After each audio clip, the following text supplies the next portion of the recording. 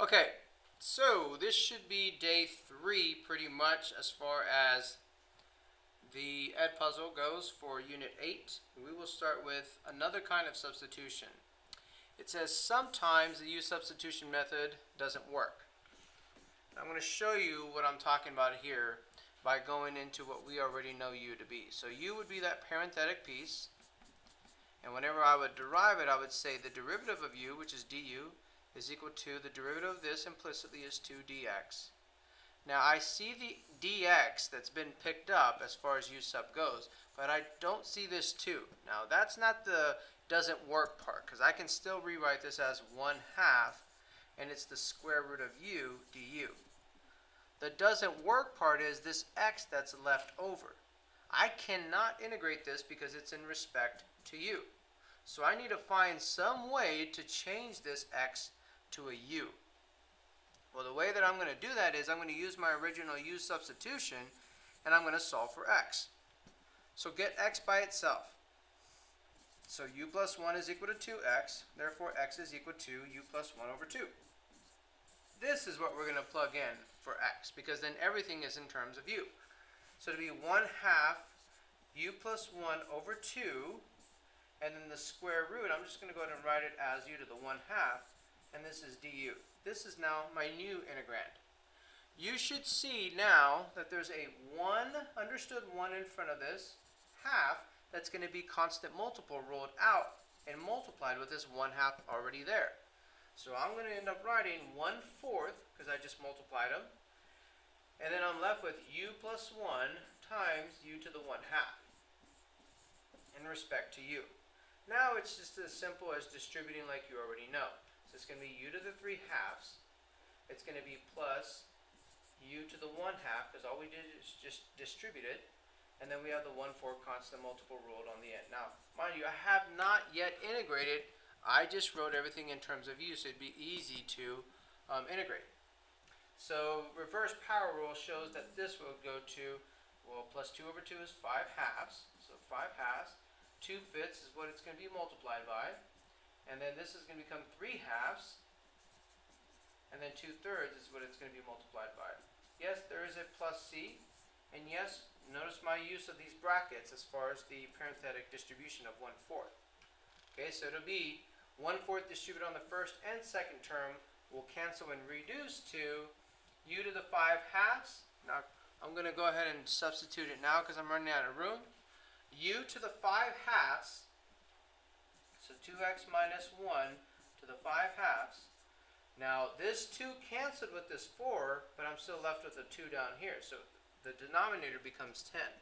Let me undo that so that you can see the distribution to the other one. So u to the 5/2, the denominator becomes 10. Now we're going to distribute this amongst the other one. Okay? And you see that now the 2 and the 4 will still reduce, but it's going to be this leftover 2 in the denominator. So that 2 and 4. This leftover 2 will now multiply with a 3, not a 5. So it'll be 2x minus 1, that's my u, to the 3/2, and then it's going to be over 6. This is added to c, and this is added here. This would be my indefinite integral answer. This is the antiderivative. Okay? So again, we started with u. We saw that it didn't work because I had an extra term in an extra piece that was in terms of x, and I cannot integrate that because it has to be all in the same language. We solved for x from my u substitution so that we could get this second level substitution, if you will, and then we plug that back in and then simplify it from there. Alright, so now let's try another example. Again, looking at this, u is equal to 2x minus 1 is my first go-to. It's that parenthetic piece. The differential is du. The differential is du is equal to 2 dx.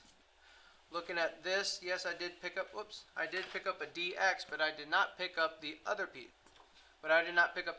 So the dx is here, but I didn't pick up this missing x. So let's go ahead and rewrite what I have.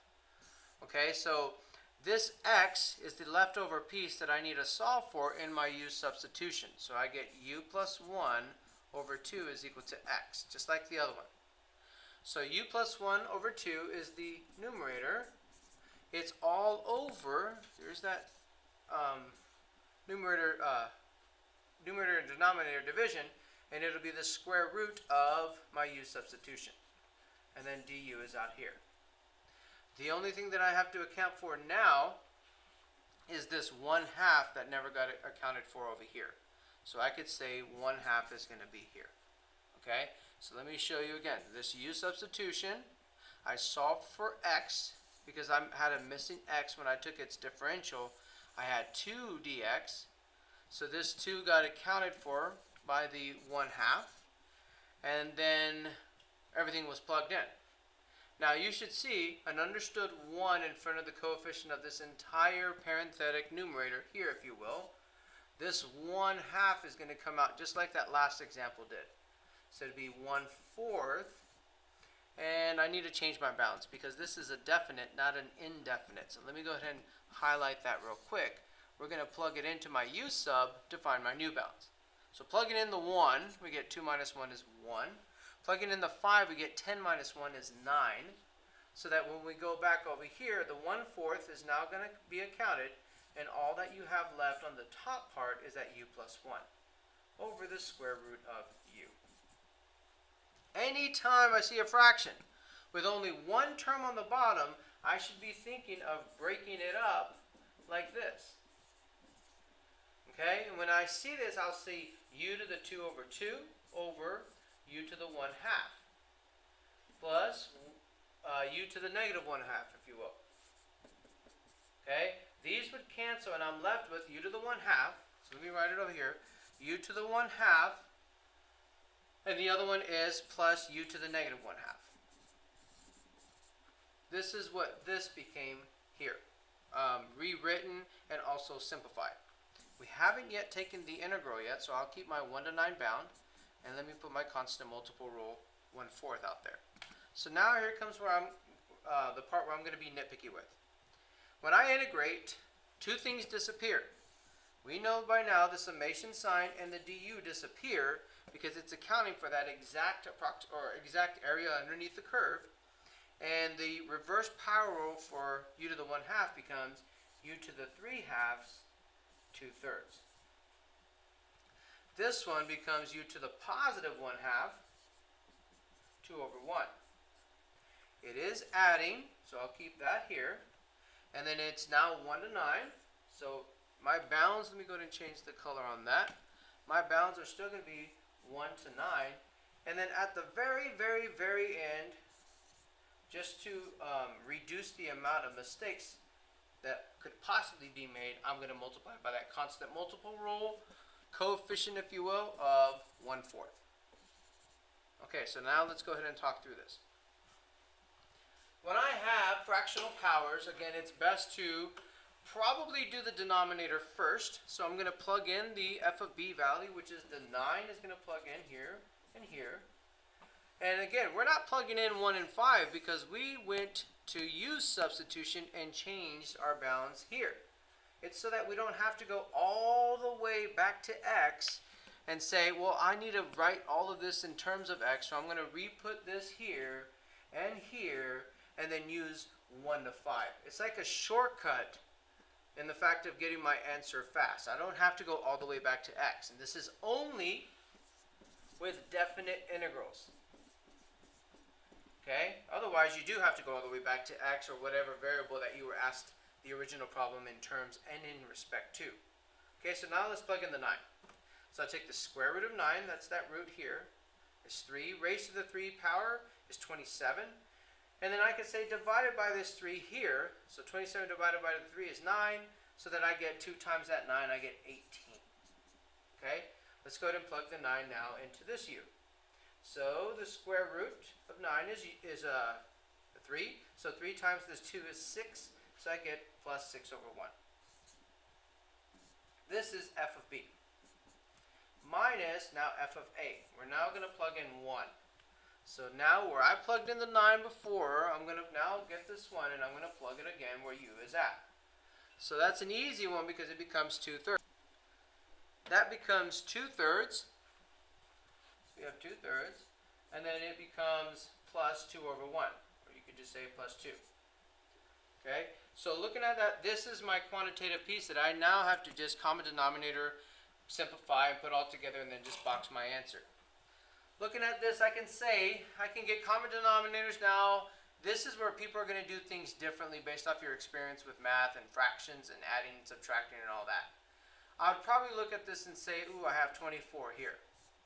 And then I will look over here and say, well, 2/3 plus 2, I could get the common denominator of saying this is going to be 6/3. And then I can say that this is going to be 8/3. Okay, you might do it differently as long as we get the same answer. It doesn't matter which way you choose to do it. Then I might look at this and say, all right, I need a common denominator of 3. So I'd multiply the 24 by 3. You get the 12. You get the 72. So the 24 becomes 72/3. Okay, minus the 8/3. You can see that it's going to become 64/3. Now 64/3 cannot reduce. So we're just going to leave it as that, and we don't need units squared, because never was it interpreted as an area, because it didn't explicitly say find the area bounded by this graph in the x-axis, nor did it ever show that it was like a real-world problem needing that units as far as written down. Okay, so let's do another one. Looking at this, u is x plus 1. So du is dx. So where I see dx, I'm going to now put du. So this becomes du. The denominator is the cubed root of u. And again, the only piece that hasn't been picked up or accounted for is this x. Okay? You don't see that x anywhere here. So we have to do this. Sometimes when the u substitution rule doesn't work, we have to do this additional solving for x piece. So u minus 1 is equal to x. And this is where I'm going to end up putting where I see that x value that hasn't been picked up yet. So you have u minus 1. And my bounds have changed. So plug in the 0, my u value becomes 1. Plugging in the 7, my u value becomes 8. So again, we can see this and we can rewrite and simplify so that we have u over u to the 1/3 minus 1 over u to the 1/3. Okay? And this is du. I can keep going from here but simplify before I integrate.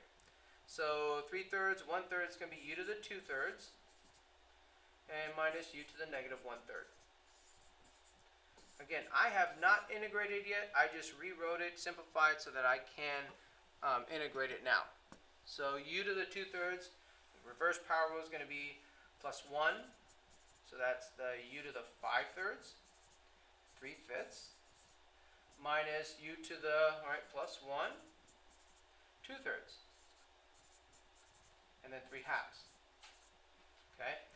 And this is going to be evaluated from 1 to 8. So basically there's an equal sign here, and all this that you see would be written over there. So let me kind of move it over so that you can see what I'm asking for on the test. So this is here, and I want the work all nice and neat just like that.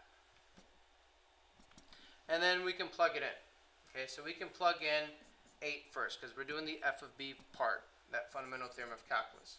Okay, so plugging in the 8, we do the cube first, so that's 2. 2 raised to the 5th power is 32. So 32, 3, we have 6, we have 9, we have 96/5. Minus, so the cube root is again 3. We square it, we get 9. We're going to get 27/2. This is f of b. This is when we plug in 8. Alright, so 3 squared, 9, 27, yeah. So minus, now put in the 1. Pretty much that's going to be like the coefficients. Most of the time it works out that way. So 3/5 minus 3/2. Just make sure that you're putting this parentheses and this negative here, because otherwise you're going to forget to distribute that one whenever it's appropriate. Okay? So looking at all my answers right now, I can get a common denominator of 10. I'll show a different way that you can kind of simplify at this point in time. If my common denominator is 10, 2 and 5 are factors of it. This is just another way to do it. Again, at this point, people are doing different things. So to get the 96 to 10, As far as the denominator, I'm going to multiply by 2. So it'll be 192 over 10.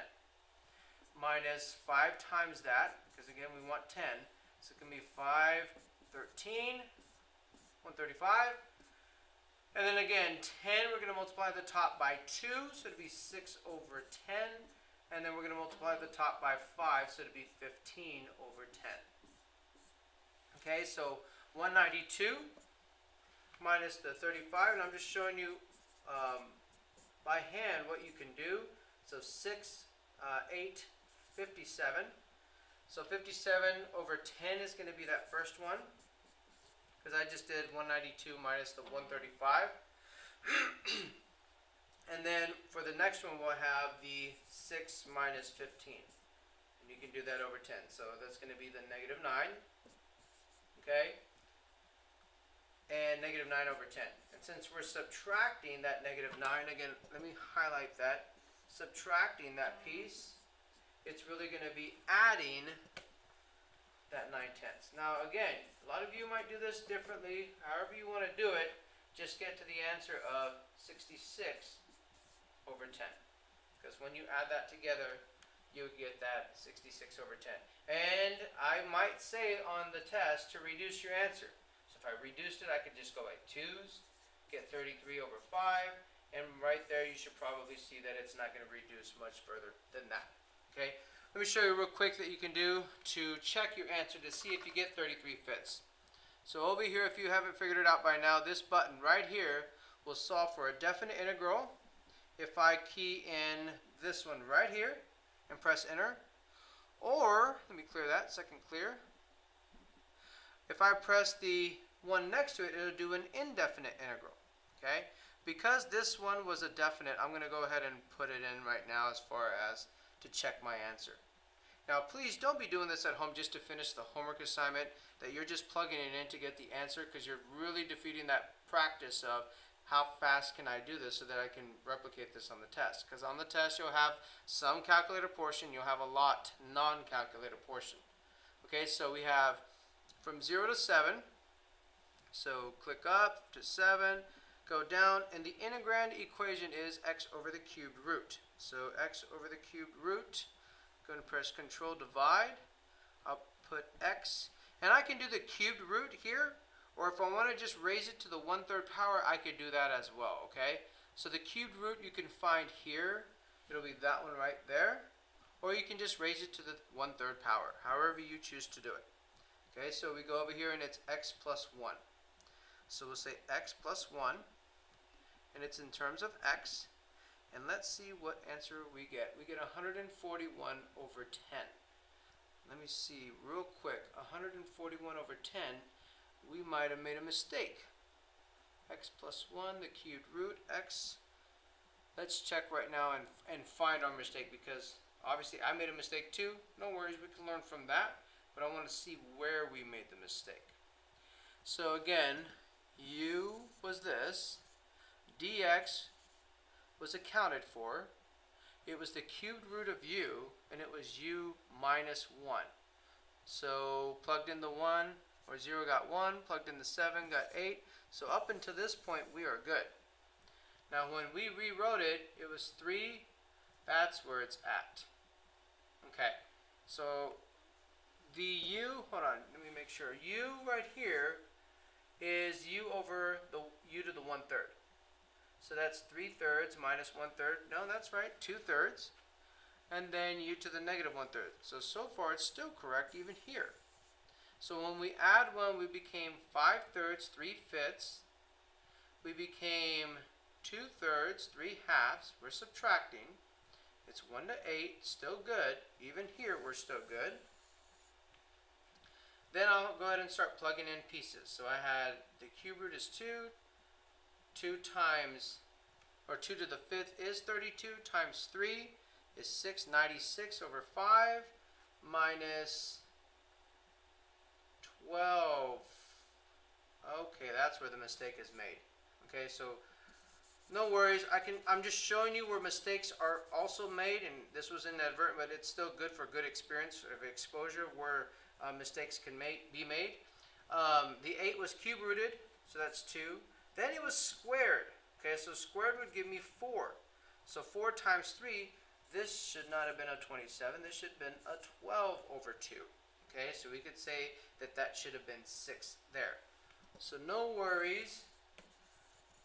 Learning from mistakes is sometimes even better than doing it right because of the fact that you know what not to do again. Okay, so learning from this, I learned that the powers, the fractional powers, just to be a little bit more careful with them. So we get 1 or 96 over 5 minus that 12 over 2, so that's 6. Okay, and then the other one is still correct. So 3/5 minus 3/2. Okay, so let's get a common denominator now of 5. So this becomes 30 over 5. So 96 minus 30 is 66 over 5. Whoops. Yep, 66 over 5. And it's going to be subtracting this one over here that we can combine right now. Okay, so let's go ahead and get this as far as, get this to 10, so it'll be 6/10. Get this to 10, so it'll be 15. So it's still that minus a negative 9, so we're going to add the plus 9/2 that, or 9/10 that we had from before. Okay, so now I just got to multiply the 66 by 2, so we get 132 over 5 plus 9, or not over 5, over 10, because I had the common denominator, plus 9 over 10. So that we get 141 over 10. This should have been our answer, and we verified that when we did it in the calculator. Now, you will have the calculator for some parts, and you will not have it for others. If this was a non-calculator part, obviously you would definitely try not to make this mistake. But again, with practice and actually doing these problems on your homework assignment, you can develop a better accuracy as far as what to do and what not to do. Okay? Alright, so now let's talk about a couple things. We want to talk about even and odd functions. Now, an even function isn't just because I can have something to an even power. That's not what an even function is. An even function, it has y-axis symmetry. So that if I had a sine or an inverted sine function, or if I had this 1 over x function, 1 over x squared function, which looks like this, I have a symmetry about the y-axis of some sort. Okay, it's like I can fold it like a piece of paper on the y-axis, and the graph would lie right on top of each other. That's that y-symmetry, otherwise known as the even function that we're talking about. Okay, how do you notate this? You notate it as f of x is equal to f of negative x. And that is opposite inputs yield the same output. Okay, so for instance, if we had y is equal to x squared, not because it's an x squared is it going to be even. Because it reflects across the y-axis, that's why it's going to be even. Okay, because if I did a table real quick, I said, well, let's plug in negative 1. Let's plug in 0. But then let's plug in an opposite input of positive 1. That's that opposite input that you see here as far as the negative version of whatever you're plugging in. Well, negative 1 yields 1, and a positive 1 yields 1. So opposite inputs yield the same output. That's what makes it even. Okay, that's what makes it that symmetry about the y-axis. Alright, so my question to you is, if a function f is even, then f has a y-axis symmetry. So if I said from negative a to another a over here, what does that really equal? Well, if I'm looking for the area underneath the curve, here's that area. And then the area beneath the curve in the x-axis is this area. So another way that I could write this, and this will help you algebraically kind of, again, eliminate mistakes, like the one that you saw in the last slide that I made. Here's another trick that you could have as far as doing these kind of integrals that are of even functions. I could rewrite it as saying 0 to a multiplied by 2. Okay? It's basically accounting for this one twice. Okay? So it'll be f of x dx. So it's saying account for a from 0 to a of that function, which is highlighted in blue, and just multiply it by 2. Because when you multiply by 2, it's going to account for that almost like a scalar, if you will. Okay, so the odd is a little bit different. The odd function, again, is not because it's x to an odd number. The odd function is because the opposite inputs yield opposite outputs. For instance, -1, actually we'll try at -2, -1, 0, 1, and 2. Let me show what I'm talking about. We're going to use y is equal to x cubed because I know it's an odd function. It looks like this. It has origin symmetry. Basically, this can be rotated 90 degrees to the left, where it looks like that, and then 90 more degrees to the left, where it looks like that. So it's rotated 180 in that respect, to where it's spun around the origin, if you will. Or the easy way to interpret that is, here where I had a -2, if I plug that into this function, I'd get a -8. Way down here, that's where the graph would hit. But if I plugged in a +2, I would get a +8. There again, opposite inputs yield opposite outputs. So what does that look like? It looks like this. F of x, if I yield the opposite input, then it yields the opposite output. So let me highlight that as I'm talking through it. So opposite inputs, there you see them, opposite from each other, yields the opposite output. So here's a positive f of x, here's a negative f of x. Okay? So what could we see about this? Well, from -a to 0 is a negative area. From 0 to +a is a positive area. Because they're well balanced and equivalent on the left and the right, only one could be like a -3 and the other one would be a +3, we know that they would cancel each other out to a displacement basically of 0. Alright, so with that knowledge, let's go ahead and do these problems.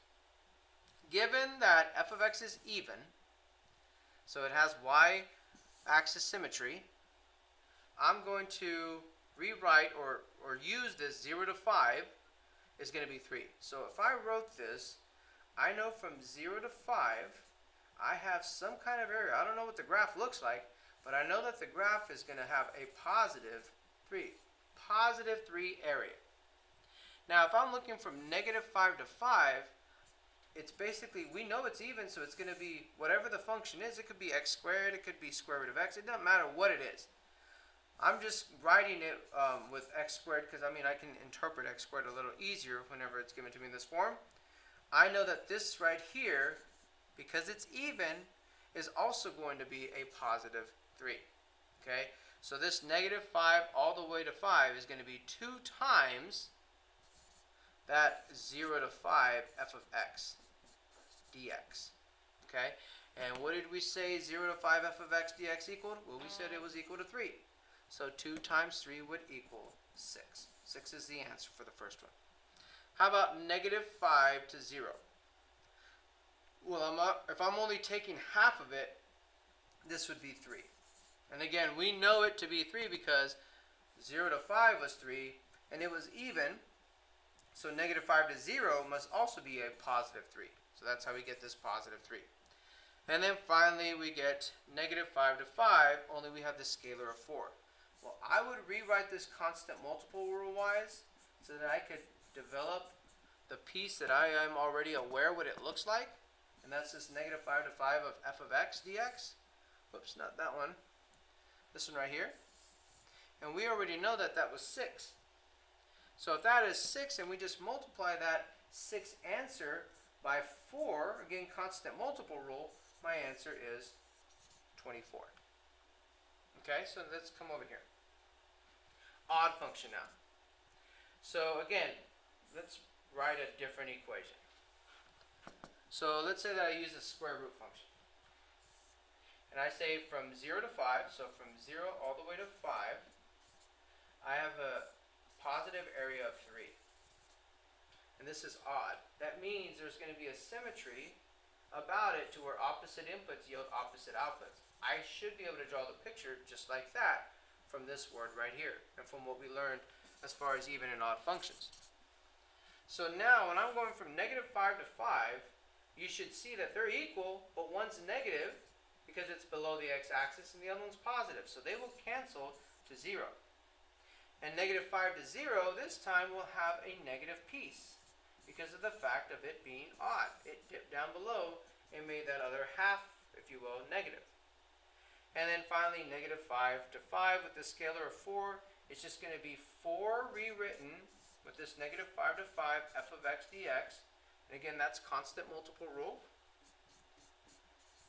And we already know that negative 5 to 5 was already solved in part A, so it's 4 times 0. We're going to get an answer of 0. Okay, so now that we know that, let's move on. Fundamental theorem of calculus.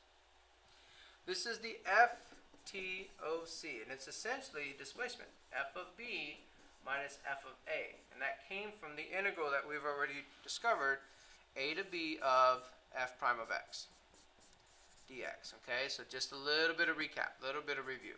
When I integrate f prime, I get f of x. And I'm evaluating it from a to b.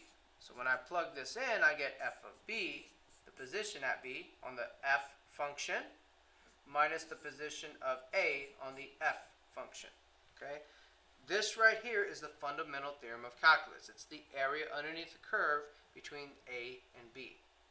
Now, let's interpret, let's see what we're being asked, because it's going to be an FTOC problem. So the derivative, otherwise f prime of x, is equal to this function here. With the initial condition, when x is 2, the output y value is negative 1. So it's like if you had a point, like a coordinate point, like this. We're trying to find what is y going to be when x is 3. So we're trying to find what is y going to be right there. Okay? That's our goal. When I'm trying to find y, I need a y equals function. Well, I don't have a y equals function yet. I have a y prime equals function, so I need to integrate y. So we'll integrate this so that the integral of 3x squared plus 4x minus 5 in respect to x is going to be, well, let's do this in parts. X squared is going to become x cubed over 3. Constant multiple rule in that 3 here.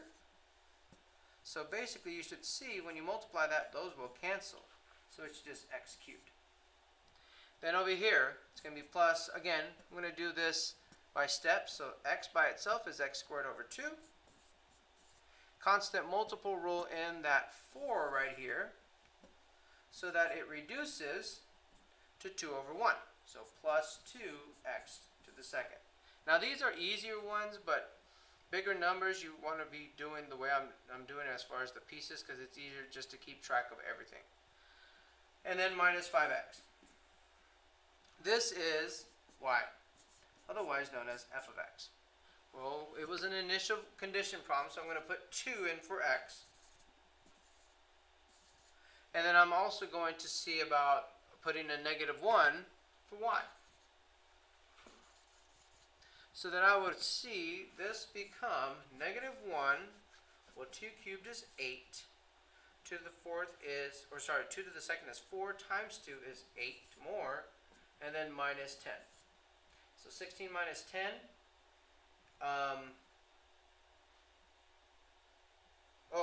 plus c, that's what I'm missing, plus c. So 16 minus 10 is 6 plus c is equal to negative 1. Subtract the 6 over, so c is equal to negative 7. So that when I write this general form into a particular, I have the particular solution is f of x is equal to x cubed plus 2x squared minus 5x plus c.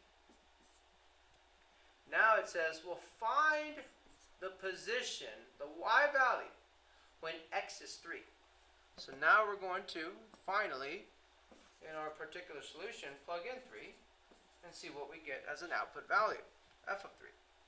So we get 27, 3 squared is 9, so plus 18, minus 15, and then minus 7. Okay? So 27, 18, that's going to be 45, minus 15 is 30, minus 7 is 23. 23 is f of 3. So basically your answer is 23. That would be the y value output there. Okay? Alright, so that's the particular solution right here. And the particular solution yielded an f of 3 value of 23 when I plugged in my x value of 3. Okay? So that's the first method. We've done it already. Here is the second method, and it is much, much faster if you know what you're doing. And here's the thing. You have to learn both methods because sometimes it asks you in this form only, and you wouldn't be able to do it the other method. Okay? The method 1 wouldn't work, and you'll see why here in just a bit. Your initial condition is 2, -1. And again, you're trying to find, when x is 3, what is this y value? Well, if I know this displacement, this is huge, this displacement is f of b minus f of a, I can rewrite this to get the answer fairly quickly. Okay, I just have to figure out what is this a and what is this b. So by looking at this, my f prime of x function is here, and I'll say 3x squared plus 4x minus 5. This is what I'm integrating in respect to x. Now my initial value said that when x is 2, my y value is -1. So therefore, when x is 3, what would my y value be? That's what I'm looking for here. So you can look at this as your initial, your a value, in other words, and this would be your final, your b value. So I'm integrating from 2 to from 2 to 3. So that's huge as far as interpretation from 2 points. I'm trying to go from a known value of 2, -1, so I borrow that 2. That's where I'm starting x-wise. That's my at value. And I'm trying to end at 3 question mark. So I'm going to borrow that 3 because that's my other at value. This will show me the displacement that occurred between 2 and 3. Okay? Now, to find y of 3, I need to add something to this. And that initial value that I'm going to add is -1. I'm saying -1 plus whatever this yields. It could be 5. If it's 5, then my answer is 4. Because -1 plus 5 would be 4. If it was 2, whatever. The thing is that we have to integrate this as an initial value problem showing what is it that we're trying to accumulate. Okay, so here we go. 3x squared, we knew from before, became x cubed.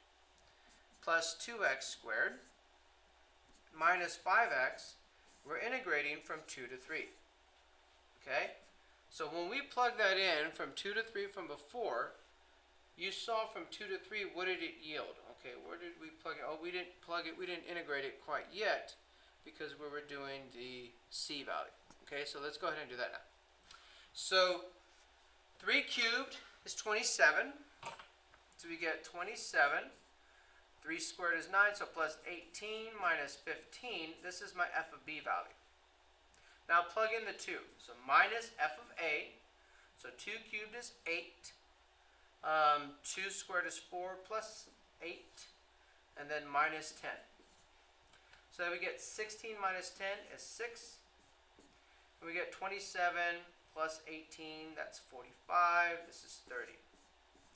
So 30 minus 6 is going to be the 24. This 24 is the area under, or the displacement, not area, the displacement that occurred between 2 and 3. So if we start at -1, how do we know we started at -1? Because that was my initial position where I came from. And it's going to be added with that 24.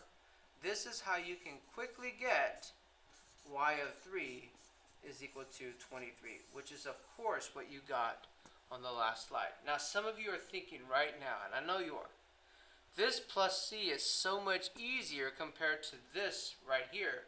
But I'm telling you, this is what you're going to need because your free response questions, they're going to be written in this form right here. It's with the first fundamental theorem and the second fundamental theorem that you'll learn here very soon as far as just the format. Do you need to know both methods? The answer is yes. Are both methods on the AP exam? The answer is yes. So one's in multiple choice form, and one, the method 2, will most likely be in free response question form. Okay? All right. Okay, so here's an example. It says sometimes there is no antiderivative, believe it or not, so we must use method 2 in our graphing calculator. For instance, if I looked at this and I said, well, if I want to solve this as an initial value problem, this is f prime of x, and I'm trying to find the position at 2, so I know I have to integrate sine of x squared. So some of you probably are looking at this and saying, ooh, u is x squared. So du is 2x dx. So I know I picked up the dx, but I didn't pick up 2x. So now this is a little bit weird. It's like if I were to rewrite it sine of u over 2x, this is du. This is pretty much what I ended up writing it as. The dx was replaced with du.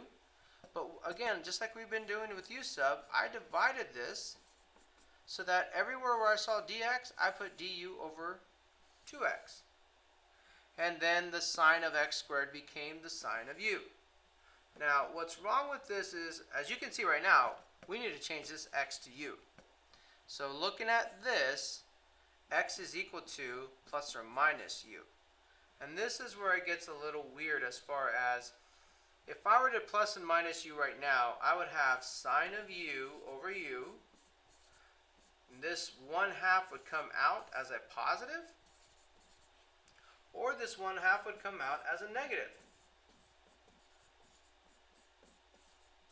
And these are the two that you have. And even now, how do you integrate this? You don't know how to integrate sine of u over u. Okay?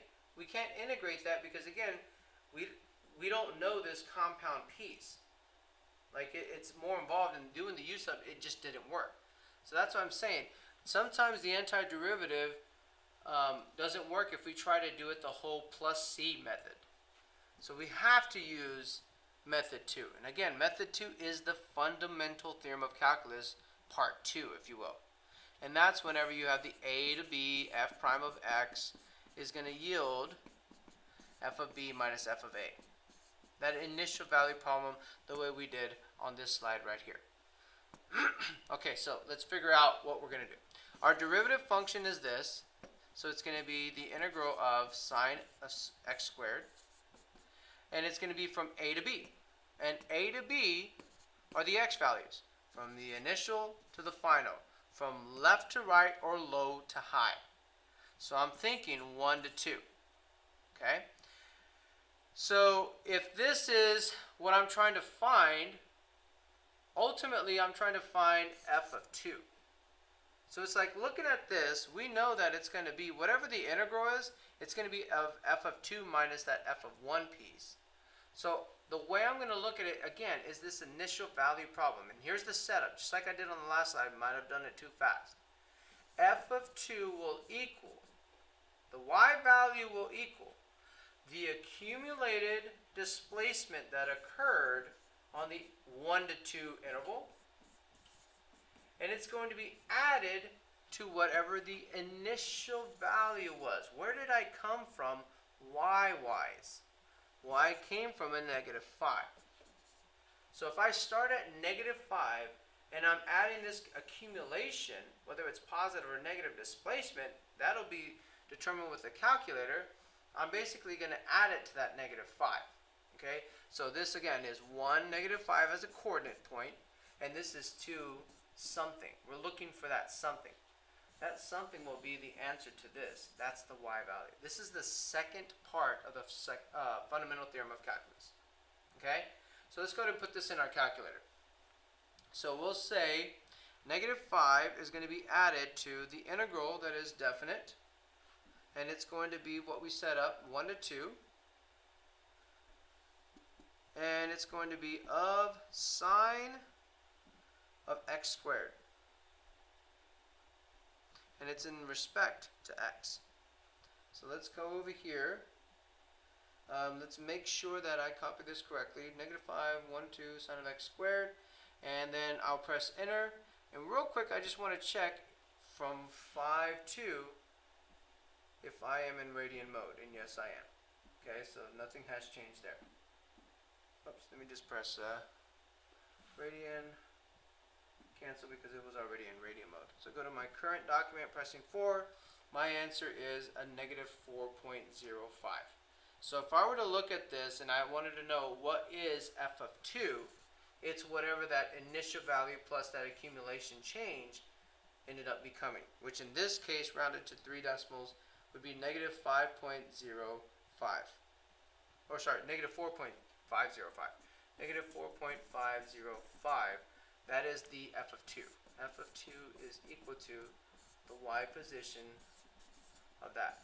So even now, this is why we don't put units as far as units squared, because this is the interpreted displacement, which compared with the concept of y positions just showed you of how negative 5 ultimately was moving and became a negative 4.505. So basically what it's saying is, let me take off this negative 5 up here. This displacement all by itself without the initial value problem or initial value shown would give me a 4.95 or 0.495. Okay, so this by itself is 0.495. If I started at negative 5, that's my y value, and I went up a positive 0.495, it's basically just saying negative 5 plus 0.495, you should get negative 4.505. Okay, so negative 5 plus that answer, so negative 5 plus the answer that I got yielded the answer that we got from before. Okay, so that's the second part of the fundamental theorem of calculus, the method 2. So what if you had been given f of 2 and you were asked to find f of 1? So let's look at as far as our setup from before. If we were given our f of 2 value and then we were asked to find f of 1, you're still going to set it up the same way. Okay, so I would say here's 1 to 2 sine of x squared dx is equal to f of 2 minus f of 1. Okay, if I was given f of 2, here's where that value would be known. So it's like if I were to manipulate it and say, whatever I get from the calculator here, which in this case we know to be 0.495, and if I was given f of 2, like in this sense, if I was given negative 4.505, and I was asked to find f of 1, I would treat f of 1 almost like a variable, like an unknown. Okay? So 0.495 adding the 4.505, okay, so here we go. 0.495 adding the 4.505, you get 5. Okay? You get 5 because I moved it over to the left side and I got x as far as 5 is equal to negative x, and then getting rid of that negative coefficient that you see here, you could say that x is equal to a negative 5, which is of course what we got over here as far as working it backwards. So ideally I showed you two ways.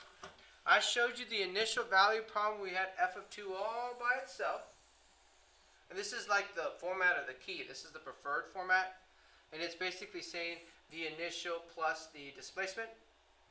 Or you could say the fundamental theorem is the integral from low to high of high minus the low. Okay? And then plug in your values that you know, like for instance, f of 1 would be negative 5, so all this would be negative 5, and then we could have solved for f of 2. So let me show you that real quick, because there's 3 different ways that you could do this, depending on what looks easier to you. We know that this side became 0.495, equal to f of 2 minus f of 1. So So if I know that f of 1 was negative 5, I could put minus negative 5. It's basically f of 2, which again was what we were looking for originally, would be just to move this positive 5, because I have f of 2 plus 5 is equal to 0.9 or 0.495, and then I would just subtract. So 0.495 minus 5, your answer would be this negative 4.505 that we wrote as the answer here. Okay, so two ways that you can do this second method. Two ways. You could do it like this initial value problem. This is like the key of the AP exams. Or you can do it like this, fundamental theorem calculus, and just algebraically move stuff wherever you need to. Very, very important that you know this second method. Alright, so we're almost done. The graph of f prime exists, so this is a velocity function, of two line segments and a semicircle as shown in the right, or on over here. So given that my position, notice it's been a while since we've graphed f prime and f functions. This is saying the position when x is equal to negative 2, the y value is 5. Now, we're not looking at f. We're looking at f prime. This is not even an f function. But we're given an f piece. So if I look at this, I can say, if I want to find f of 0, I know what negative 2 is. Negative 2 is 5. I want to know what is the y value when x is 0. That's what I'm looking for. Okay? So I'm going to do fundamental theorem from low to high, and then I'm going to integrate the area. I'm going to integrate f prime of x. Basically, find the area or the displacement between negative 2 and 0. So find the displacement between negative 2 and 0. So all we need to do is find the area of that. That's what I've boxed right here. That's what this represents. And again, this is equal to f of 0, f of b, minus f of a, which is f of negative 2. Okay? So f of 0, f of negative 2 is 5. So it's f of 0 minus 5. And all we need to do is find this area. And then move stuff around and get f of 0 all by itself. Okay? So from negative 2 to 0, it's base times height divided by 2. So base, 1, 2, 3, 4 times height, that's 8 divided by 2 is 4. So 4, positive 4 displacement, I'm just going to use basic algebra, move this over so that f of 0 is equal to 9. My y value is 9. It's basically saying the y value would be 9 here. Okay? So this is by using fundamental theorem of calculus, second method. Now another way that I could do that, still using second method, would be to set it up as my initial value problem. Okay? So it's basically saying I wanted to know what f of 0 was equal to. Well, if f of 0 is equal to something, it means it was equal to an initial, which in this case would have been 5. That's where I'm coming from. And I'm going to add the displacement. And that displacement is negative 2 to 0. F prime of x. And you can see by now it's just an algebraic manipulation as far as the rewrite. But some people see it easier this way, and some people see it easier this way. Okay, however you see it, just know that the key is this 5 plus the displacement. Because you're saying, hey, I'm starting at 5, and then I'm going to displace as I go from left to right, from negative 2 to 0, so that I'll know what 0 is eventually. Okay? Alright, so f of 2. Okay, so if you're struggling, I would probably say use this method here, and then just algebraically manipulate some stuff. Alright, so f of 2 means I need to come from something that I know. Okay? You can use f of 0. Here's the thing, if you use f of 0, you need to make sure that you get part A right. If not, you're going to be wrong for part B and part C. Now I'm going to use use A like if it's correct, and then I'll show you real quick of how you can not use A just in case you don't trust your own answers as you go through. Okay? So let's go ahead and use A as if it was correct. So I need to be thinking, I want to get to f of 2. So number line, just to visualize it, here's 2. I'm coming from 0. So at 0, I know that my initial value is 9. So it'll be 9 plus the displacement from 0 to 2. Okay? From 0 to 2 of f prime of x. So it says f of 2 will equal the displacement that's accrued, or the accumulation that's accrued from 0 to 2, added to the position that it was last known to be, which is 9. So again, from 0 to 2 is here. This is still going to be a positive 4, so I can say 9 plus 4 will give me 13. So then my answer could be 13. Okay, and that's a y value answer. It's not an area, but it's a y value. Okay, it could be a velocity, it could be a position. By now you're seeing that it could be many things. In this case, it's interpreted as a y value answer. Now, let's say we didn't want to trust our response, and I wanted to use the initial condition that was given to me. Well, again, number line, from -2 all the way to 2, we're going to set up this equation. So we're going to say f of 2 is equal to, well, my initial position was 5, so I'm starting from 5, and then I'm going to add this displacement that occurred between this jump. This is the jump, or the gap that happened accumulation-wise, that I'm trying to see how much was added or how much was subtracted to this 5, or from this 5. So f prime of x dx. So from -2 to 2, I need to find the area underneath the curve. Well, base is 1, 2, 3, 4 times height divided by 2. So the area is 8. So 5 plus 8, again, gives you that same answer. Okay? So 16 divided by 2 is equal to 8. That 8 is the displacement that occurred here. It is positive because it's above the x-axis. So 5 plus 8 is equal to 13. So whether you want to use your answer that you might have gotten correct the whole time, or maybe you didn't trust yourself, however you want to get it, you're more than welcome to use whatever method. Alright, so I trust 13. So I'm going to say f of 6 is a y value that comes from a 13y value that was added from its displacement that occurred between 2 and 6. So 2 to 6, f prime of x, and I'm using b, assuming that it's correct.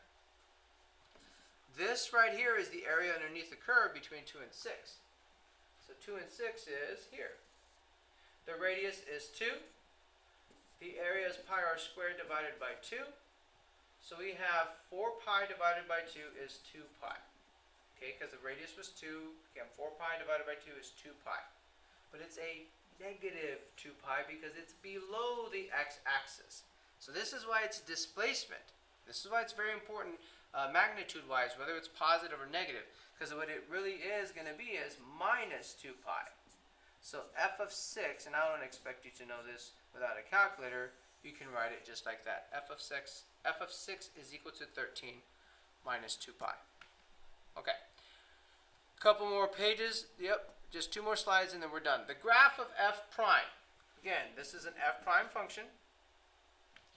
Is shown. We're going to use the figure and the fact that my initial point is like 3, 5. And again, if you want to look at it like a graph, 1, 2, 3, 2, 3, 4, 5, this is where my initial point is. Those of you who are struggling at this point in time. We want to find, well, what would the y value be if x was 0? Okay? So we're going to use first fundamental theorem, fundamental theorem of calculus, only we're going to use the second method. So the difference here is that I'm not going on a number line. I started at 3, but I'm not going something bigger than 3. I'm going backwards. I'm going to 0. Okay? So this is where people get a little bit confused. If I started at 3, it's going to go on the bottom. Where I want to end up is 0, and it's going to be of f prime of x dx. This will show you the displacement that occurred, positive or negative, between 0 going to 3, basically walking backwards. Okay? Now, I want to show you what this is equivalent to, because some of you will get a little bit tricky with negatives here. This is equivalent to low to high with a negative, and this was the law of integration that we first did a couple days ago. Okay? So they are equivalent because I'm saying from low to high, I've switched or flipped the limits of integration, but I had to account for it with this negative. So if I were to look at it this way, I'm saying from 0 to 3, whatever this area is, which is a 4, I'm going to count for it as a negative 4. Because 0 to 3, it shows you is a positive 4, but because of the fact that I was walking backwards with this interpretation of high to low, this negative has to take an effect. So truly what it is a negative 4 displacement is happening in that area. So let's come over here, and I'm going to rewrite this as the integral from 3 to 0, f prime of x. Come with good questions on this in class, because some of you may struggle. If not, rewind this video. F of 0 minus f of 3. We know f of 3 is 5. So f of 0 minus 5 is equal to this displacement over here, which we came up with negative 4. Because we said 0 to 3 was 4, then we multiplied by this negative. So, or the other way of looking at it, again, was walking backwards. So instead of 0 to 3, we're saying from 3 to 0. And anyway, anytime you're integrating backwards, it's going to be the negative of whatever you accumulate. So if I was walking backwards from 7 to 3, and this is already negative, we're going to say it's going to become a positive because I'm going backwards. We'll do that here in just a bit. So negative 4 plus 5, f of 0 is going to be 1.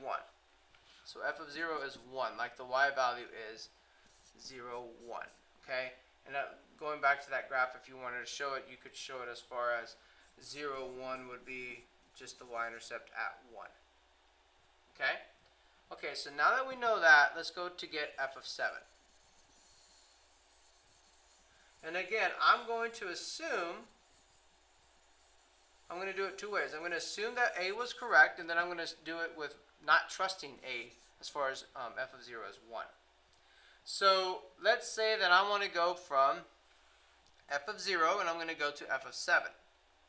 So I can say 0 to 7, f prime of x will equal f of 7 minus f of 0.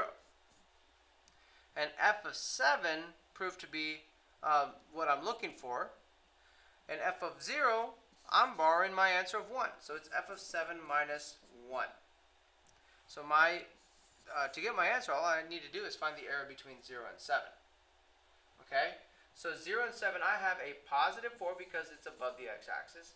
Then I have a negative 9 because it's below the x-axis. So 4 plus a negative 9 is going to be a negative 5. So negative 5 is equal to f of 7 minus 1.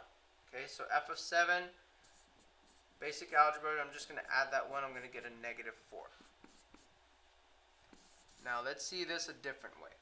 I use the second method, fundamental theorem, but I borrow the answer from A.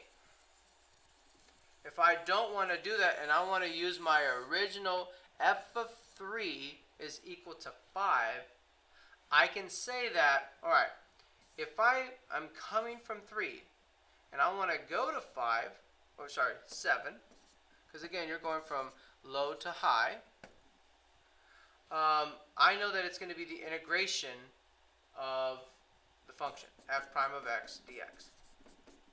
This is f of 7 minus f of 3. F of 7 is what we're looking for. F of 3 we know to be 5. So from 3 to 7, we're going to have, from 3 to 7, my area is a negative 9 because it's below the x-axis. Okay? So a negative 9 plus that 5, again, a different way we see that f of 7 is equal to a negative 4. Okay? That's not trusting that answer that we got from part A. Okay, so now let's do part C. We're almost done. We have f of 9. So by now you can see that you're trusting the answers that we got.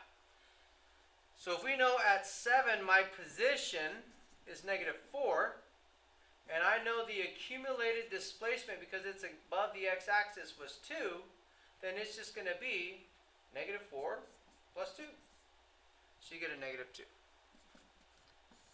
If you don't see it that shortcut way, then set it up. You're saying you know a known value that you used to be at, which was 7. You're going to 9, low to high, and you're going to integrate the derivative function so that you get the position function at f of 9 minus f of 7. Well, we know f of 7 was -4, so we're just going to put that over here. Minus -4 is adding 4. So f of 9 is equal to 4, or f of 9 plus 4 is equal to whatever the area underneath the curve is. Over here, walking left to right, from 7 to 9, I had a positive 2, so it's going to be positive 2. Subtract, you get f of 9 is equal to -2. And then we would sketch it. So we have f of 0 is 1. We had f of 7 is -4. And then we had f of 9 is -2. And then we're just going to sketch it. So how would we sketch it? It has been a while. It really has. But I'm going to go back to this function right here, because this is an f prime of x. And f prime of x is positive when it's above the x-axis. It's negative when it's below. First derivative test shows when I was trying to look for relative maxes or relative mins, because you notice the sign changed from positive to negative, or negative to positive. From 0 to 3, I will increase the entire time. Okay? So from 0 to 3, I'm going to increase until I get to this relative max. So from 7 to 9, I'm also increasing. But you see that I am coming from this decreasing piece that was a relative min. Conceptually, this is where we put it all together. Notice that if I'm wanting to break this up into intervals, I can say here's 0, here's 3, here's 7, and then here's 9. F prime of x from 0 to 3 is positive, so f of x is increasing. So from 3 to 7, it's negative, so f of x is decreasing. From 7 to 9, it's positive, so f of x is increasing. Now you should be able to start seeing hints of what it is that I'm trying to get to you as far as what we're supposed to be getting from this information. F double prime. F double prime is basically, what are the zeros of the F double prime? Well, they're here. Let me use a different color. They're here, where the slope is 0. They're here, where the slope is 0, because critical points are where it's 0 or undefined. You don't see any vertical asymptotes, or vertical tangents, I meant to say, or you don't see any jump discontinuities, or any discontinuities, so you're just going to go from when the derivative is 0. So we're looking at about 1.5. We're looking at about 5. And then we're looking at about 8. And if I were to see these sign tests, everything to the left is going to be a positive. So, and I'm talking about specifically the slope is positive here if I were to take the derivative acceleration function-wise. All the way from 1.5 to 5, you see it decreasing or you see it negative. Okay, so over here you have from 5 to 8 you see it increasing, otherwise positive. And then you see 8 to 9 it's decreasing, otherwise saying the slope is negative.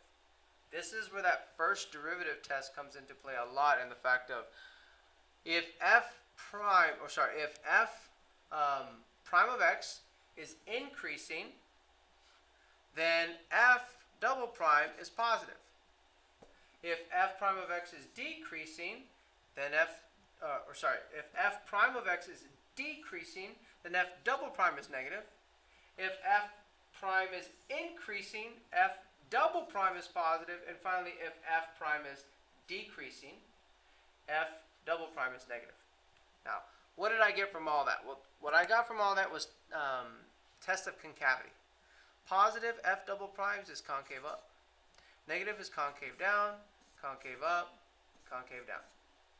So, I'm going to say from 0, now let me go ahead and finally, I'm taking my time on this because I want you to see how all these zeros piece together. The zeros of the acceleration and the zeros of the, so here's 8, and then the 9 could be the rest. Okay? So, from 0 all the way to 1.5, I will be increasing concave up. So 0 to 1.5, I will be increasing concave up. Okay? Let me use a little bit finer. So 0 to 1.5, increasing concave up. For the next one, from 1.5 to 3, I will still be increasing, but I will be increasing concave down. See where they overlap. If you need to pause the video, by all means do so. So 1.5 to 3, I will be increasing concave down. So let me show that. Notice how I went to a slope of 0, because that's when the f prime was 0. Now from 3 to 5, because that's my other 0 of these two overlapping functions, from 3 to 5, I will be decreasing concave down. Okay, so 3 to 5.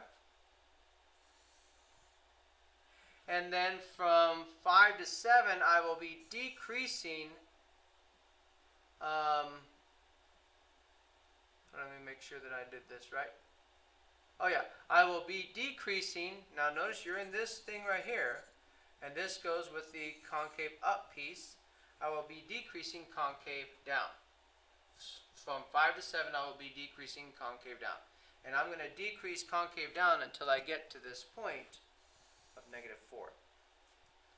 And then for these 7 to 9, I will be increasing concave up. Okay, so increasing concave up from, not 7 to 9, 7 to 8. And if you need to pause this video and look at your thing and make it a little bit neater on yours, by all means do so, okay? So you'll be increasing concave up. And then finally at the very end, you will be increasing still, because it's still for that interval, concave down. Okay? So we have many intervals that we stack. Increasing concave up, decreasing concave down, decreasing concave down, decreasing concave up, increasing concave up, and increasing concave down. All those were from this being stacked. This is what I was saying. The neater this is, the better it is to interpret all these pieces. The only ones for sure that we're worried about is f of 0 is 1, f of 7 is -4, so there's that -4, here's that 1, and then you have that -2 piece at f of 9. And a function that looks something like that, notice I don't have any vertical tangents because we never had jump discontinuities or vertical tangents here that were showing that undefinedness as far as it actually being negative or undefined as far as the slope. For instance, my slope at 5 is a negative, we could say like -5. That means at 5, this slope is going to be a tangent of a -5. It's quantitative. If it was like a vertical asymptote there, and it was supposed to be a vertical asymptote, that slope would be undefined on the f of x function, therefore would probably be a removable discontinuity here on the f prime of x function. I know it's been a while, but if you have to review this and rewind, do so because this is huge and very important. One more slide and then we are done. A pizza with a temperature of 95 degrees Celsius is put into a 25 degrees Celsius room when t is equal to 0. So when you see this, you can say that at time is equal to 0, my initial temperature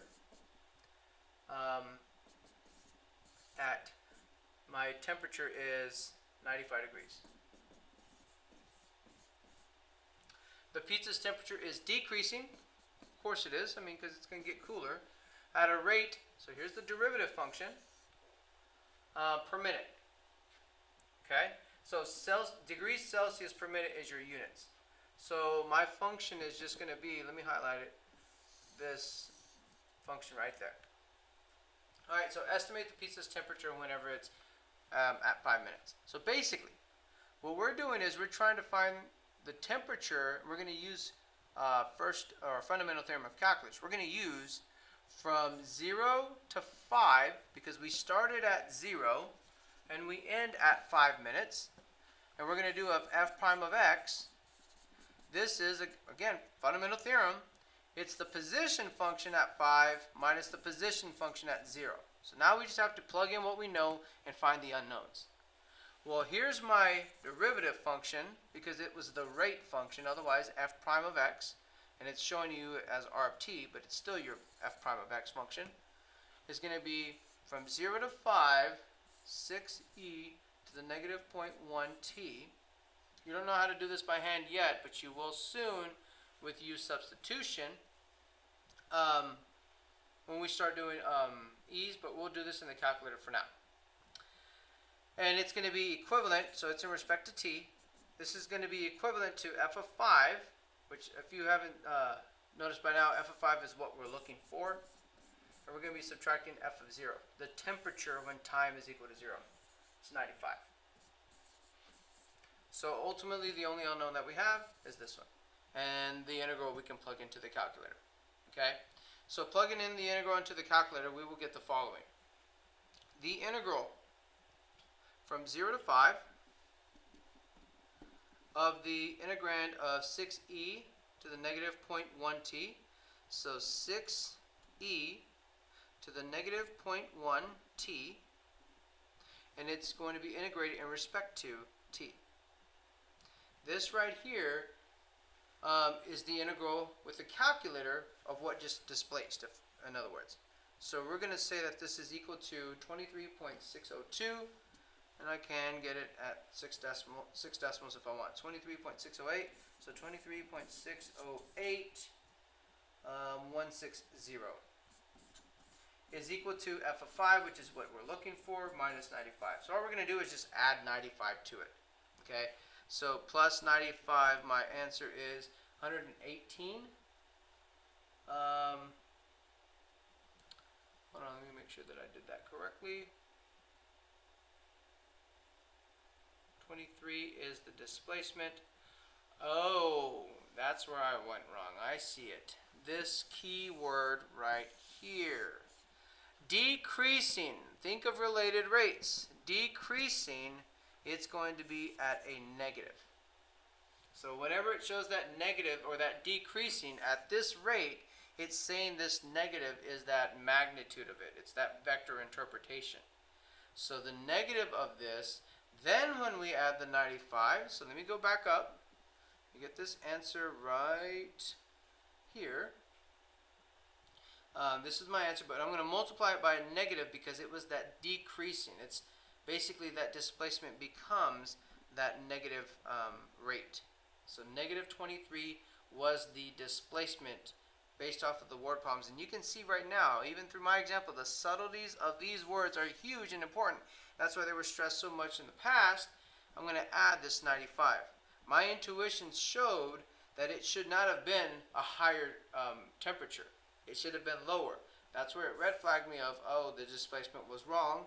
And then f of 5 truly becomes the answer that you just saw, 71.392. 71.392 degrees Celsius, which makes a lot more sense, is the temperature because it decreased from 95 degrees. Okay? Now, if you did this by hand, I'm not expecting you to know how to do it by hand, but just to get you started, okay, so let's do this real quick by hand. 0 to 5 negative, the 6 would come out constant multiple rule-wise, and then I would have this. Looking at this, u would be the power, because it's that parenthetic piece that's interpreted almost like those t-hiding 4s that I was giving you analogies with, as far as when you went to the power, that entire power would be in parentheses. So du would be negative 0.1 dt. You don't see a negative 0.1, so you divide by negative 0.1. So it become negative 6 divided by negative 0.1. Du would be here, and it would be e to the u. The only thing that we would now have to worry about is putting in the new balance. So I'm jumping a little ahead just so you can see what's coming. 0 times that is still 0. 5 times negative 0.1 is a negative 0.5. Okay?